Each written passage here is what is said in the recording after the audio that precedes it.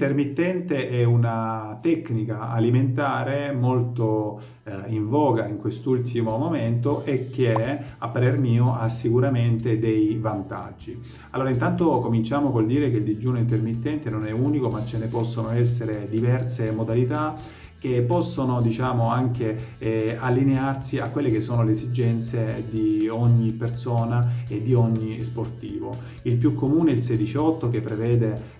una finestra alimentare di 8 ore seguita da 16 ore di digiuno. Poi abbiamo un digiuno intermittente 5-2 che prevede 2 giornate in cui si ha una introduzione normocalorica e poi 5 giornate in cui viene effettuato un deficit calorico di diverse ore nel corso della giornata, oppure dei digiuni intermittenti che prevedono il digiuno completo di 24 ore per 1 o 2 giorni a settimana. Tutti questi tipi di pratiche di digiuno intermittente hanno dei benefici sotto differenti punti di vista. Intanto l'abbassamento del livello di infiammazione generale, dato appunto da una riduzione di tutti quei markers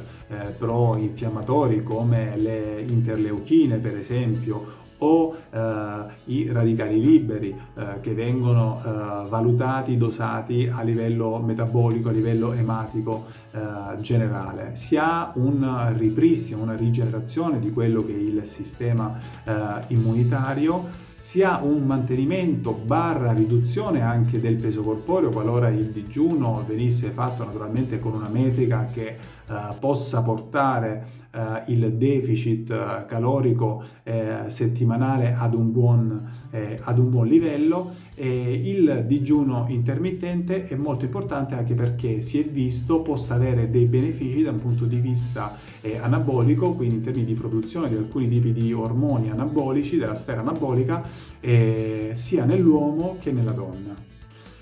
Il digiuno intermittente però non deve essere assolutamente confuso con una dieta dimagrante efficace al 100%, perché, come abbiamo detto prima, si è visto che il digiuno intermittente è efficace ai fini del dimagrimento qualora poi nel bilancio totale di assunzione calorica settimanale si venga a realizzare un deficit, ossia tendiamo poi a consumare alla fine meno calorie di quante ne introduciamo. Quindi questo è importante da chiarire, perché non deve far pensare la parola digiuno che la riduzione di peso e di massa adiposa è scontata. Questo assolutamente non lo è, perché se osserviamo anche 24 ore di digiuno, però poi in una finestra alimentare di 1-2 ore introduciamo 2500-3000 calorie, addirittura il peso invece che diminuire potrà sicuramente aumentare.